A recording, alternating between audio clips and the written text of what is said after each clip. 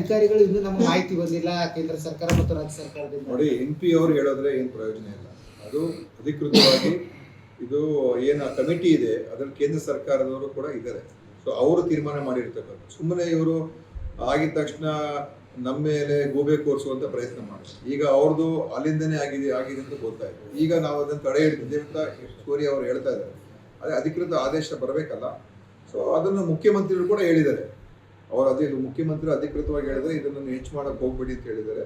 ಮತ್ತೆ ಏನು finance fixation ಸಮಿತಿ ಇದೆ ಅದನ್ನು ಕೂಡ ಪರಿಷ್ಕರಣೆ ಮಾಡಬೇಕು ಅಂತ CM ಅವರು ಹೇಳಿದ್ದಾರೆ. ಸೊ ನೋಡೋಣ ಮುಂದೆ ಏನು ಮಾಡ್ತಾರೆ ಅಂತ.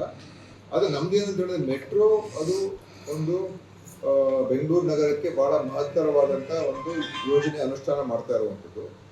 ಈಗಾಗಲೇ ಒಂದ್ಸಲ ಅದು ಪರಿಷ್ಕರಣೆ ಹೋದ ವರ್ಷ ಮಾಡಿದ್ದು.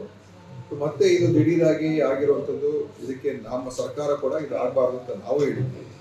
ಅದನ್ನ ಅವರು ಗಮನ ಹರಿಸಿ ಮಾಡಿದ್ರೆ ಖಂಡಿತ ಒಳ್ಳೆಯದು. ಆದರೆ ಮೆಟ್ರೋ ಯೋಜನೆ ಚೆನ್ನಾಗಿ ಅನುಷ್ಠಾನ ಆಗಬೇಕು. ಯಾಕಂದರೆ ಅದಕ್ಕೆ ದೊಡ್ಡ ಮಟ್ಟದ ಒಂದು ಬೆಂಗಳೂರು ನಗರದ ಒಂದು ಸಾರಿಗೆ ವ್ಯವಸ್ಥೆಗೆ ಮತ್ತು ಟ್ರಾಫಿಕ್ ಸಮಸ್ಯೆಗೆ ಬಗೆಹರಿಸುವಂಥ ಒಂದು ಮುಖ್ಯವಾದಂಥ ವ್ಯವಸ್ಥೆ. ಅದನ್ನ ಚೆನ್ನಾಗಿ ನಡೆಸ್ತಕ್ಕಂಥದ್ದು ಕೂಡ ಅಷ್ಟೇ ಮುಖ್ಯ. ಅಲ್ಲ, ಈ ದೇಶದಲ್ಲೇ ನಮ್ದು ದುಬಾರಿ ಟಿಕೆಟ್ ವಿಚಾರವಾಗಿ ದುಬಾರಿ ಇದೆ.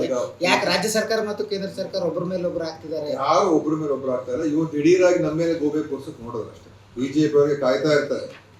ಅವ್ರಿಗೆ ಏನಾದರೂ ಮಾಡಿ ಏನೇ ಆಗಿದ ತಕ್ಷಣ ನಮ್ಮ ಮೇಲೆ ಅದರ ಬ್ಲೇಮ್ ನಮ್ಮ ಮೇಲೆ ಮಾಡಬೇಕು ಅಂತ. ಆದರೆ ಈ ನಿಜಾಂಶ ಗೊತ್ತಾಗಿದೆ. ಈಗ ಅವರೇ ಪ್ರಯತ್ನ ಮಾಡ್ತಿದ್ದಾರೆ. ಬಟ್ ನಾವು ಕೂಡ ಅದನ್ನೇ ಹೇಳಿದ್ದೀವಿ, ನೋಡೋಣ ಏನಾಗುತ್ತೆ. ಯಾಕಂದರೆ ಅದು ರಾಜ್ಯ ಸರ್ಕಾರವೂ ಇದೆ, ಕೇಂದ್ರ ಸರ್ಕಾರ ಕೂಡ ಇದೆ. ಕಾರ್ಪೊರೇಷನ್ ಥರ ಅದನ್ನು ಒಂದು ಖಾಸಗಿ ಥರ ಅಂದರೆ ಒಂದು